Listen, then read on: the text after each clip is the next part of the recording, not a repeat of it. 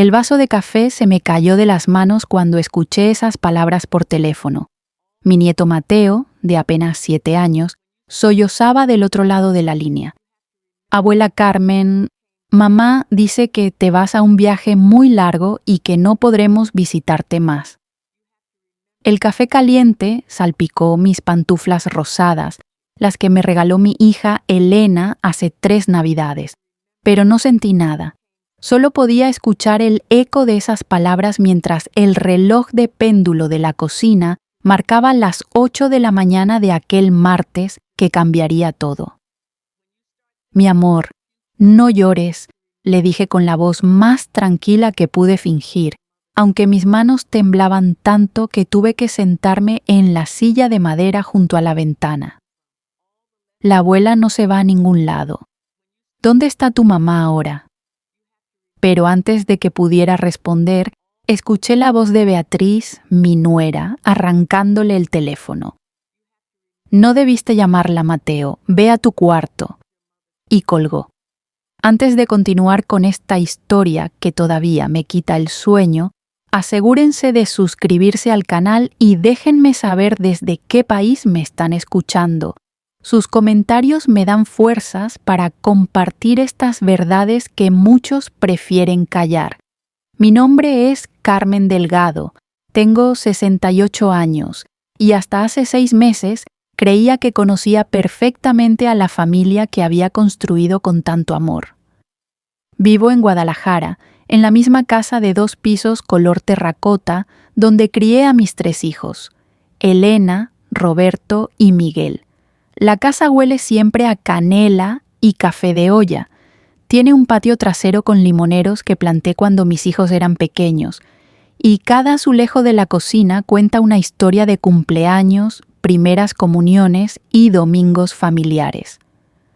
Roberto, mi hijo del medio, se casó con Beatriz hace 10 años. Al principio me pareció una muchacha dulce, trabajadora. Venía de Michoacán, era enfermera en el Hospital Civil y tenía esa sonrisa que ilumina cuartos oscuros. Recuerdo perfectamente el día que la trajo a casa por primera vez. Preparé mole negro, el favorito de Roberto, y ella se ofreció a ayudarme a moler los chiles. Suegra, me dijo mientras el metate hacía su trabajo. Usted me va a enseñar todos sus secretos de cocina, ¿verdad? Y yo, ingenua de mí, le sonreí y le dije que por supuesto. Los primeros años fueron hermosos. Beatriz venía cada domingo con Roberto y después con Mateo cuando nació. Mi nieto era mi adoración, con sus ojos grandes color miel y esa risa contagiosa que llenaba toda la casa. Le enseñé a hacer tortillas a mano, a regar los limoneros, a reconocer el canto de los pájaros que visitaban el patio al amanecer. Mientras Beatriz trabajaba turnos largos en el hospital, yo cuidaba a Mateo. Éramos inseparables. Pero algo cambió hace exactamente 1 año, el día después de mi cumpleaños 67. Beatriz llegó con una carpeta azul marino bajo el brazo y una expresión que nunca le había visto. Roberto estaba sentado en el sillón de cuero que fue de mi esposo Raúl, que en paz descanse, y no me miraba a los ojos. El ventilador del techo giraba lentamente, haciendo ese chirrido que siempre prometía arreglar, pero nunca lo hacía. «Mamá», empezó Roberto, y supe que algo andaba mal porque me llamó mamá, en lugar de ma, como siempre. «Beatriz y yo hemos estado pensando en tu futuro». Mi futuro, como si fuera algo que ellos pudieran planear sin mí. Beatriz abrió la carpeta y sacó unos folletos brillantes con fotos de ancianos sonrientes jugando dominó. Residencia Dorada, donde el atardecer es más hermoso. Leía el título en letras doradas. Es una comunidad de retiro muy bonita, dijo Beatriz con esa voz de enfermera que usa para calmar a pacientes difíciles. Tienen actividades, jardines, atención médica las 24 horas.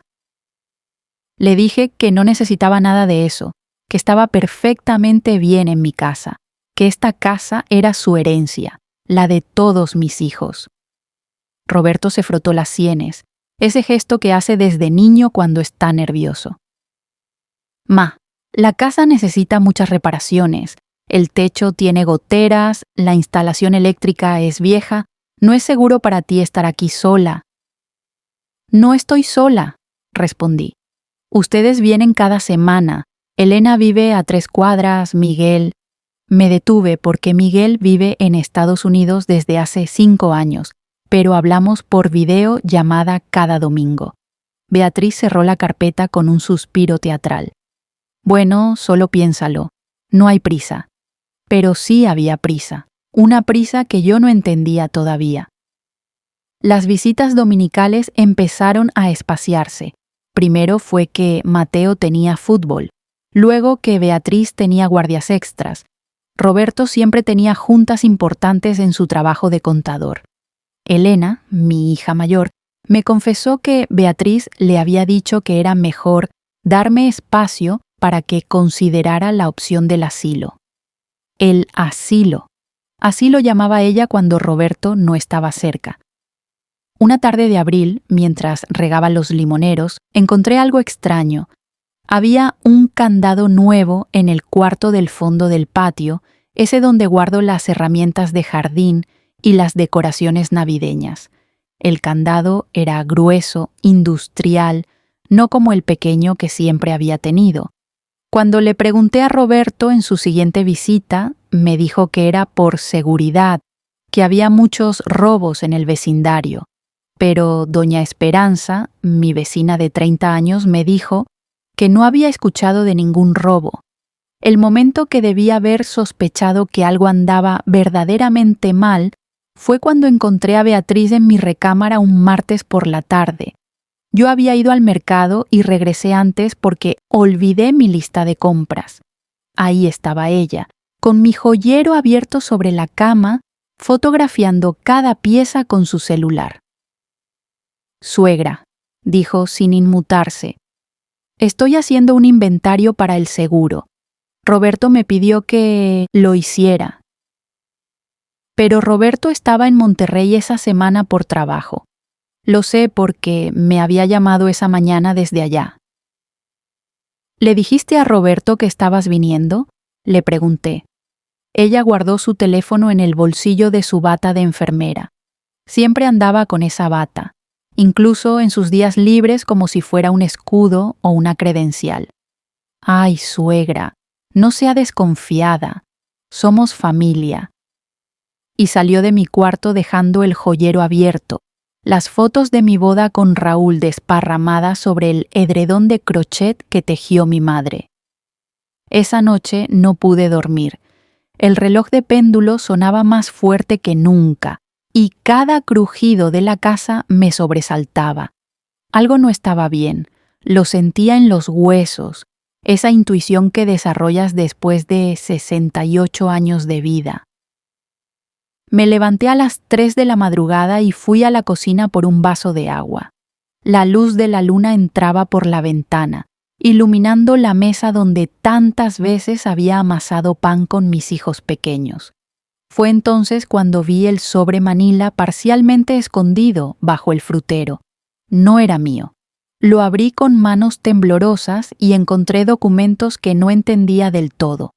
Transferencias de propiedad, poderes notariales, evaluaciones médicas con mi nombre, pero con información que no era correcta. Decían que sufría de demencia moderada, que había tenido episodios de agresividad, que no era capaz de manejar mis asuntos financieros. La firma del médico era un garabato ilegible, pero el sello era del hospital civil donde trabajaba Beatriz. Mi corazón latía tan fuerte que pensé que me iba a estallar. Tomé fotos de todo con el celular que Miguel me había enseñado a usar, aunque mis manos temblaban tanto que varias salieron borrosas. Volví a poner todo en su lugar y regresé a mi cuarto. No dormí el resto de la noche, solo miraba el techo pensando qué hacer, a quién recurrir. A la mañana siguiente llamé a Elena. Hija, necesito que vengas. Es urgente. Llegó en media hora con su cabello todavía húmedo de la ducha y esa expresión de preocupación que tiene desde niña. Le mostré las fotos. Vi cómo su rostro pasaba de la confusión al horror y luego a la furia. «Mamá, esto es fraude. Beatriz está falsificando documentos médicos. Tenemos que ir a la policía». Pero no era tan simple. Roberto era mi hijo, el padre de mi nieto adorado. ¿Cómo podía denunciar a su esposa sin destruir a mi familia? Elena me abrazó mientras yo lloraba en su hombro. «Mamá, Roberto tiene que saber esto. Si él está involucrado...» No terminó la frase, pero ambas pensábamos lo mismo. La traición sería doble. Decidimos confrontar a Roberto primero. Lo citamos en casa de Elena para territorio neutral. Cuando le mostramos las fotos, su rostro perdió todo color. Se dejó caer en el sillón como si las piernas no lo sostuvieran. «No puede ser», repetía una y otra vez. «Beatriz no haría esto. Debe haber una explicación». ¿Qué explicación puede haber para documentos médicos falsificados? Elena no tenía paciencia para la negación de su hermano. ¿Sabías del candado nuevo en el cuarto del patio, del inventario de las joyas? Roberto negaba con la cabeza, pero entonces recordó algo. Hace un mes, Beatriz me pidió que firmara unos papeles. Dijo que eran del seguro médico de mamá, que necesitábamos actualizar la información. Yo firmé sin leer. Dios mío, ¿qué firmé? El sonido del celular de Roberto nos sobresaltó a todos. Era Beatriz.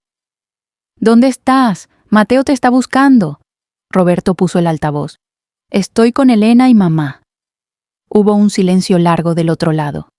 «¿Tu mamá? Pensé que tenía cita con el doctor hoy». No había ninguna cita. «Voy para allá», dijo Beatriz, y colgó. «No puede venir aquí», dije, sintiendo pánico. «Si sabe que sabemos...» Elena ya estaba marcando un número en su teléfono. «Tía Rosa, ¿tu esposo sigue trabajando en la fiscalía? Necesitamos ayuda urgente». El esposo de mi cuñada Rosa, Alejandro Medina, había sido fiscal durante 20 años antes de retirarse. Ahora tenía un despacho privado, pero mantenía contactos en todas partes. Llegó en una hora con una mujer joven de traje gris y expresión seria. «Esta es la licenciada Patricia Morales, especialista en fraudes y abuso de ancianos». Patricia revisó las fotos con atención profesional. «Señora Carmen, esto es grave. Necesitamos los documentos originales y necesitamos actuar rápido. Si ya iniciaron el proceso de incapacitación legal, podríamos tener días, tal vez horas». Me explicó que, con esos documentos falsificados, Beatriz podía internarme en un asilo contra mi voluntad, tomar control de mis bienes, vender la casa. «Pero necesitamos más evidencia», continuó Patricia. ¿Ha notado algo más extraño?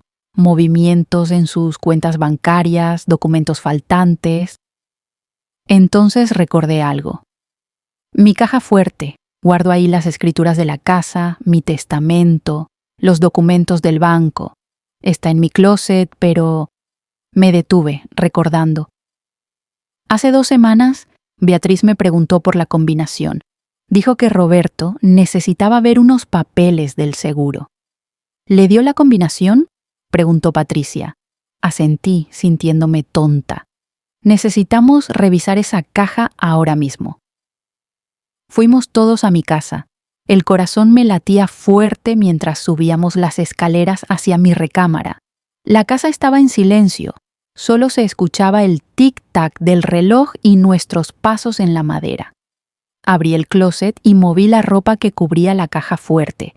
Marqué la combinación, 150873, la fecha de mi boda con Raúl. El clic de la apertura resonó en el cuarto silencioso. Estaba vacía, completamente vacía, excepto por una nota escrita con la letra de Beatriz. Para su seguridad, los documentos han sido trasladados a un lugar más apropiado. Las piernas me fallaron y Roberto tuvo que sostenerme. Mi hijo lloraba mientras me abrazaba. Mamá, perdóname, perdóname, no sabía, te juro que no sabía. Patricia tomó fotos de todo. Esto es evidencia de sustracción de documentos. Señora Carmen, ¿tiene copias de algo? Negué con la cabeza. Siempre fui de la vieja escuela, confiaba en los originales. Podemos solicitar copias certificadas, pero tomará tiempo. Mientras tanto, necesitamos protegerla. ¿Tiene dónde quedarse? Se queda conmigo, dijo Elena con firmeza, y vamos a poner una denuncia ahora mismo. Roberto se limpió los ojos. Voy a confrontar a Beatriz. Necesito saber hasta dónde llega esto. Patricia lo detuvo. No, si la alerta, podría acelerar lo que sea que esté planeando. Necesitamos ser estratégicos.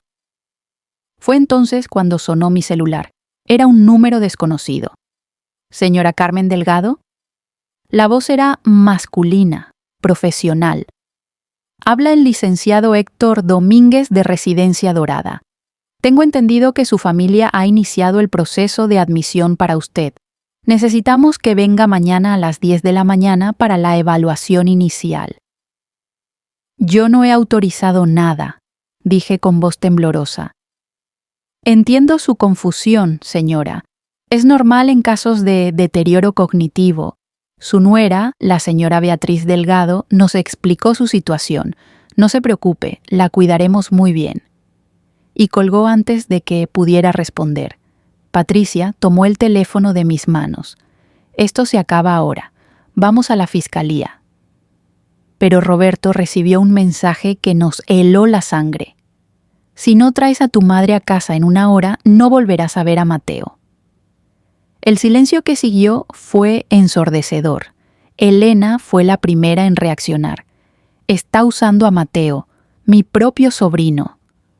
Roberto estaba pálido como papel. No puede hacer eso. Es mi hijo también. Patricia intervino con calma profesional. Esto cambia todo. Ahora hay amenaza de sustracción de menor. Necesitamos a la policía ya. No, dije yo, sorprendiendo a todos. Si involucramos a la policía ahora, Mateo podría salir lastimado. Conozco a Beatriz. Cuando se siente acorralada, es impredecible. Tengo un plan. Todos me miraron como si hubiera perdido la razón. Tal vez la había perdido, pero no iba a permitir que mi nieto fuera un daño colateral en esta guerra que yo no había iniciado. Roberto, dile que voy para allá. Elena, necesito que grabes todo con tu celular. Patricia, ¿puede conseguir una orden de restricción de emergencia? Patricia asintió. Puedo tenerla en 2 horas. Pero, señora Carmen, esto es peligroso. La miré a los ojos. Toda mi vida he sido una mujer tranquila, obediente, pero cuando amenazan a mi familia, saco las garras. Beatriz cometió un error, subestimar a una abuela mexicana. El camino a casa de Roberto se me hizo eterno. Iba en el carro con él, mientras Elena nos seguía a distancia prudente. Roberto no dejaba de disculparse, de llorar, de golpear el volante con frustración. ¿Cómo no lo vi, mamá? ¿Cómo fui tan ciego? Le tomé la mano. Hijo, el amor nos ciega a todos, pero ahora necesito que seas fuerte, por Mateo. La casa de Roberto estaba en un fraccionamiento nuevo en las afueras de Guadalajara. Casas idénticas con jardines pequeños y protección de seguridad en la entrada.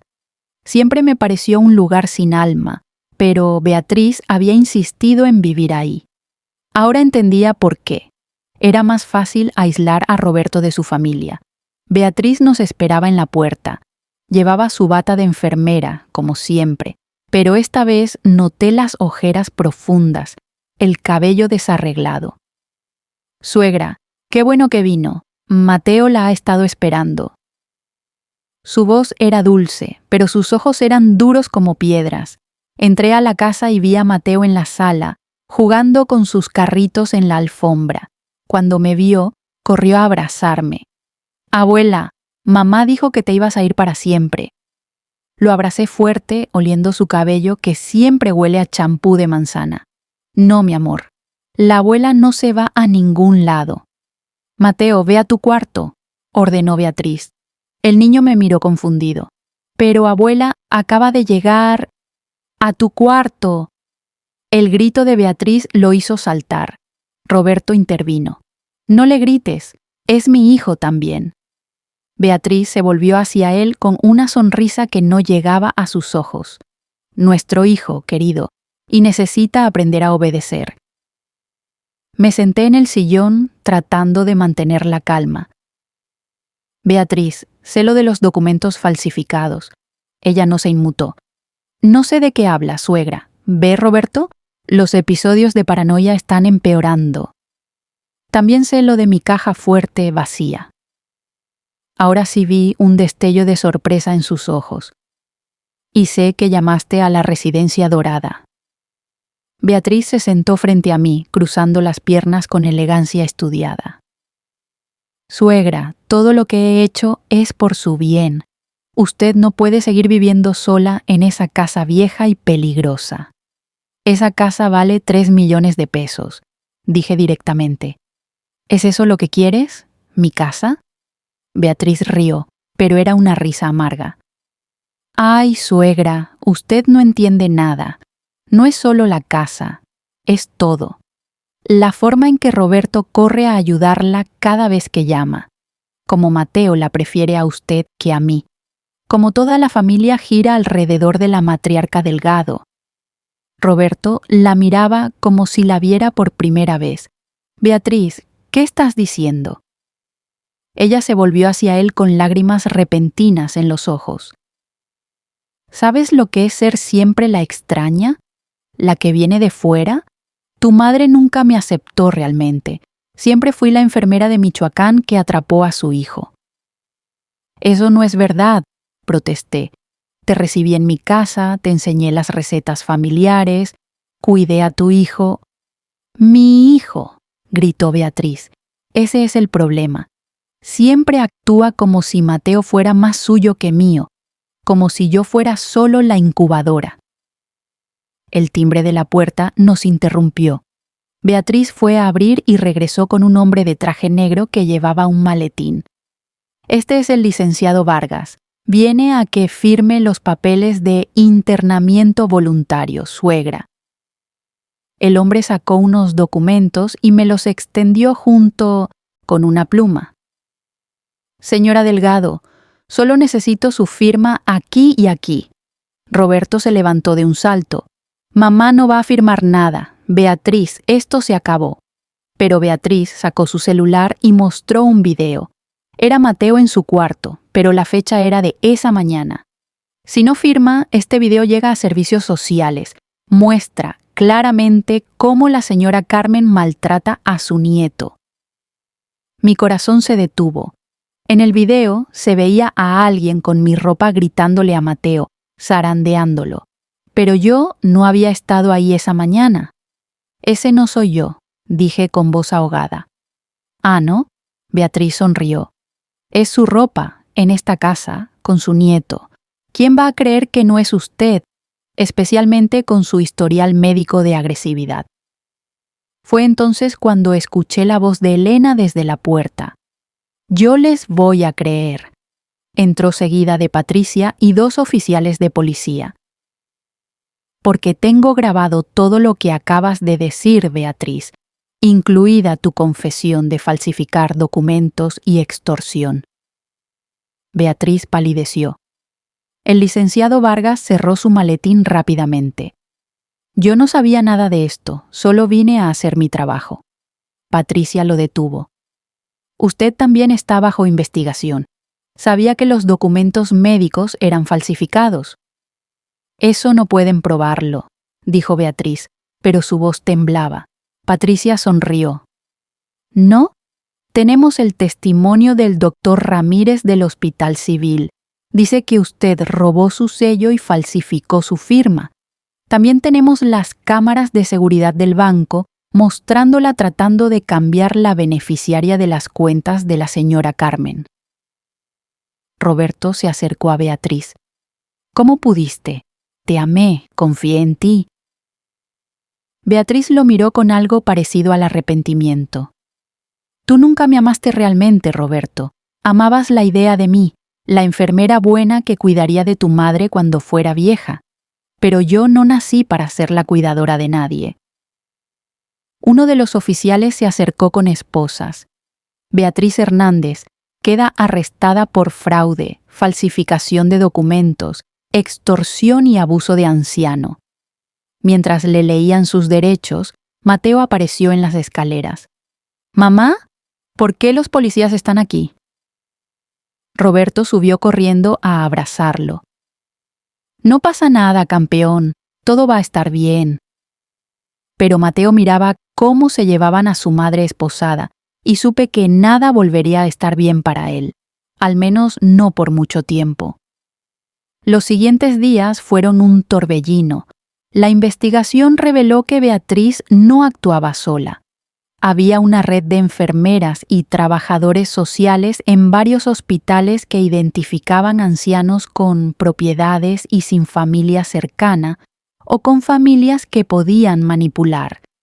El licenciado Vargas era parte de la red, así como 2 médicos y la misma directora de Residencia Dorada. El cuarto cerrado del patio escondía documentos de otras víctimas. 7 ancianos en total habían sido despojados de sus casas en los últimos 3 años. 2 habían muerto en el asilo en circunstancias sospechosas. La Fiscalía abrió una investigación mayor que salió en todos los periódicos. Red de abuso a ancianos desmantelada en Guadalajara, decían los titulares. Patricia me ayudó a recuperar todos mis documentos. La casa seguía siendo mía, las cuentas bancarias fueron desbloqueadas y obtuvimos una orden de restricción contra Beatriz. Pero la victoria legal se sentía vacía cuando veía a Mateo. Mi nieto se quedó a vivir conmigo mientras Roberto intentaba procesar todo.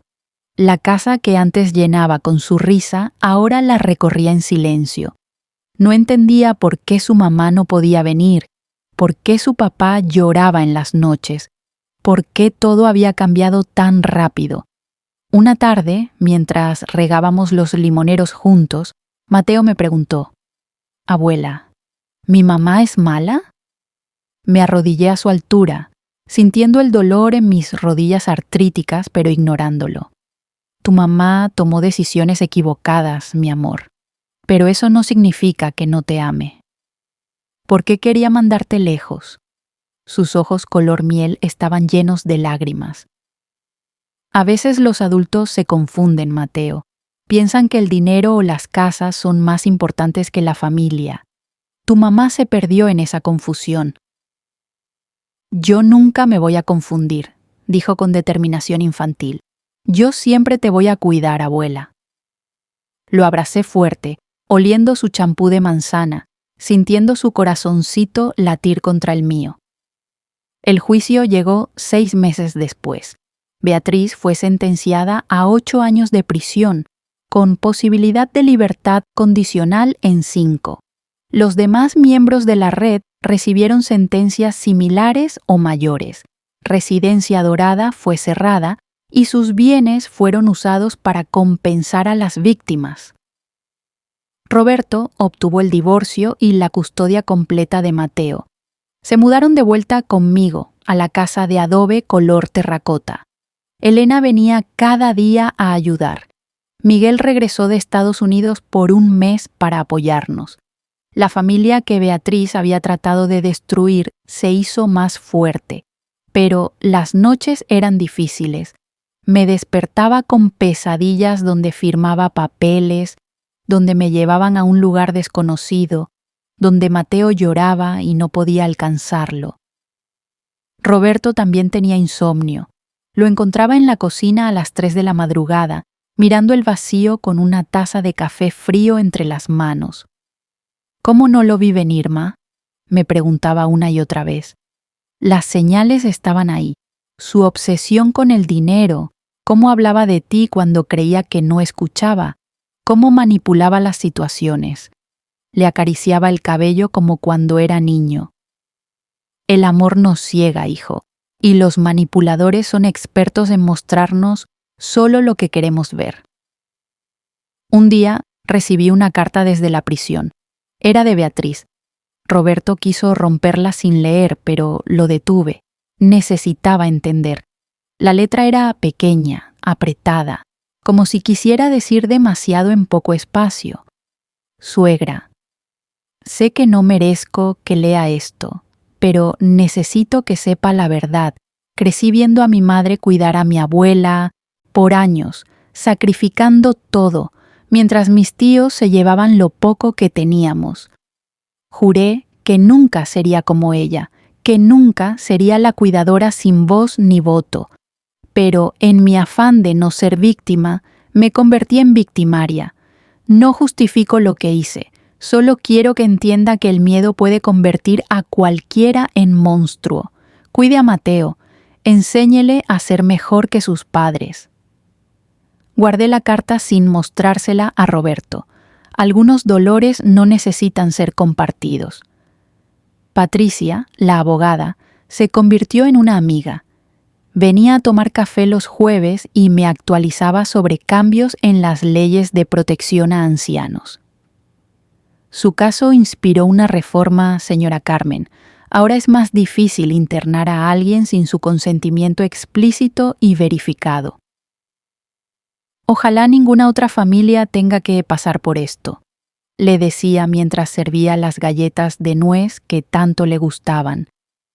Pero sé que hay muchos Beatrices allá afuera, esperando su oportunidad. Un año después del arresto, Mateo empezó terapia. La psicóloga, una mujer amable llamada Sofía, me explicó que el niño tenía mucha culpa. Creía que si hubiera sido mejor hijo, su mamá no habría hecho cosas malas. Trabajamos todos en familia para sanar. Roberto conoció a alguien nueva, Lucía, una maestra de primaria con una sonrisa genuina y sin segundas intenciones.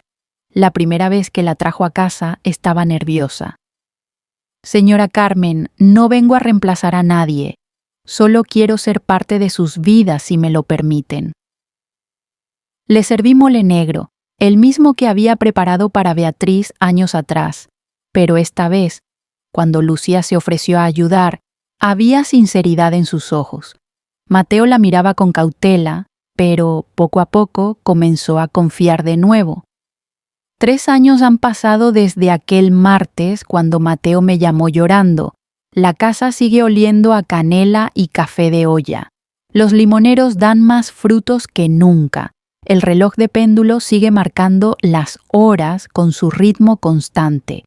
Pero ahora hay cámaras de seguridad, cerraduras nuevas y todos mis documentos importantes están en una caja de seguridad en el banco con copias en casa de Elena y con Patricia. Mateo tiene 10 años ahora. Es alto para su edad, sigue teniendo esos ojos color miel que me recuerdan que, a pesar de todo, algo bueno salió de aquella relación. Ya no pregunta por su mamá tan seguido, pero guarda una foto de ella en su cajón. A veces lo encuentro mirándola. ¿La extrañas?, le pregunté una vez. Extraño a la mamá que creía que era. Me respondió con una madurez que no debería tener un niño de su edad. Pero estoy agradecido de tenerte a ti, abuela. Tú nunca fingiste ser algo que no eras. Roberto y Lucia se casaron en una ceremonia pequeña en el patio trasero bajo los limoneros. Mateo llevó los anillos. Elena fue la madrina. Miguel vino desde Estados Unidos con su familia. Fue un día hermoso, lleno de esa alegría cautelosa de quienes han aprendido que la felicidad es frágil y por eso más valiosa. A veces, cuando estoy sola en la cocina amasando pan, pienso en Beatriz. Me pregunto si en la cárcel habrá encontrado paz o si sigue consumida por esa amargura que la llevó a destruir todo. Me pregunto si Mateo algún día querrá verla. ¿Y qué le diré cuando ese momento llegue? Pero, más que nada, pienso en todas las señoras Carmen que hay por ahí, confiando en sus familias, creyendo que el amor es suficiente protección contra la codicia. Por eso ahora doy charlas en centros comunitarios, advirtiendo sobre las señales, enseñando a protegerse sin perder la capacidad de amar y confiar. El abuso a ancianos empieza sutilmente.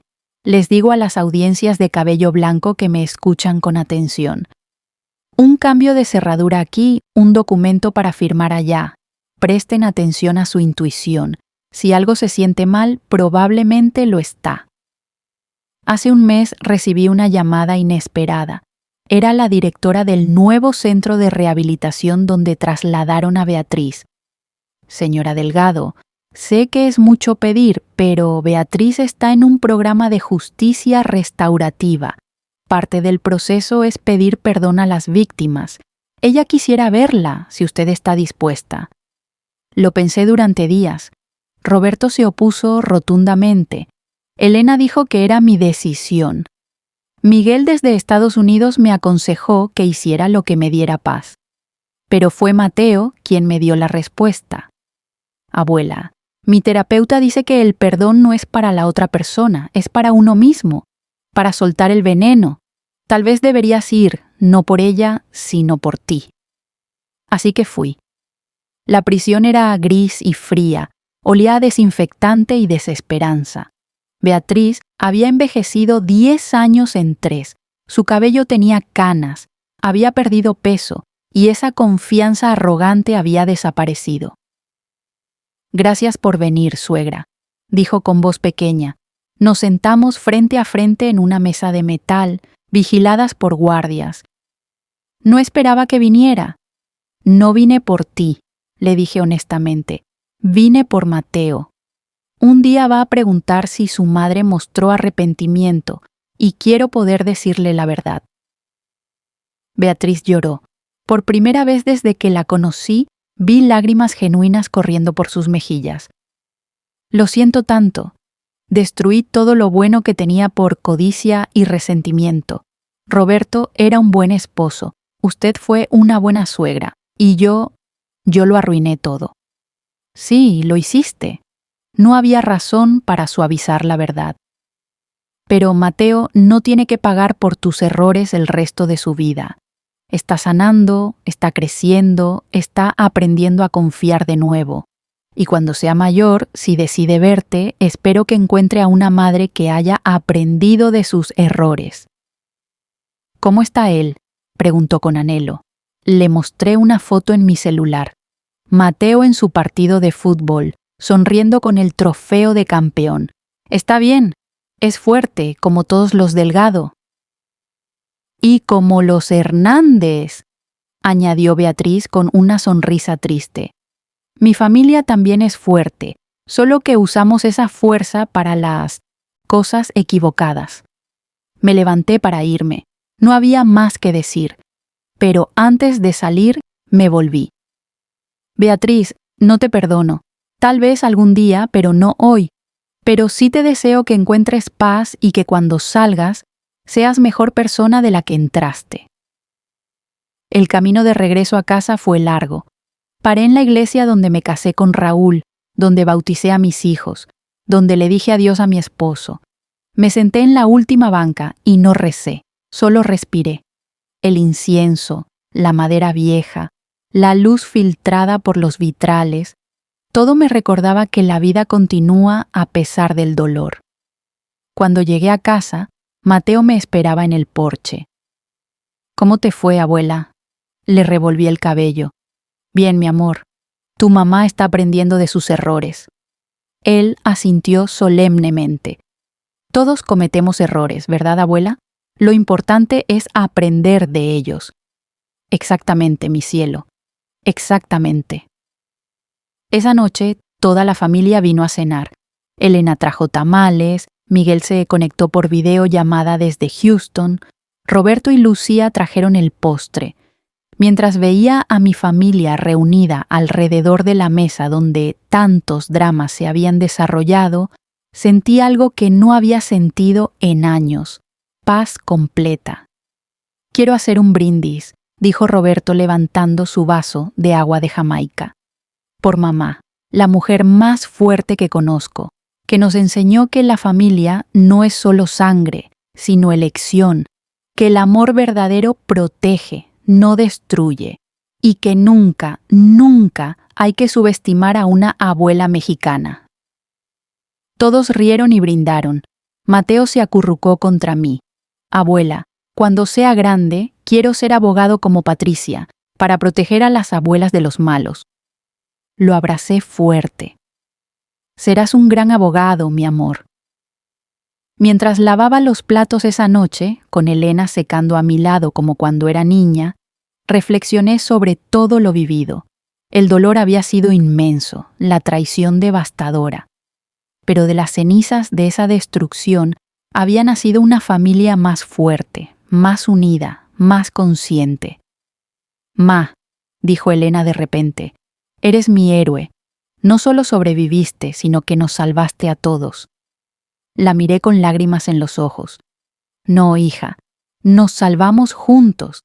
Esa es la única forma de sobrevivir, juntos. Ahora, mientras les cuento esta historia, quiero que sepan que el abuso a ancianos es real y está más cerca de lo que creen. Puede venir de donde menos lo esperan, vestido de preocupación y cuidado.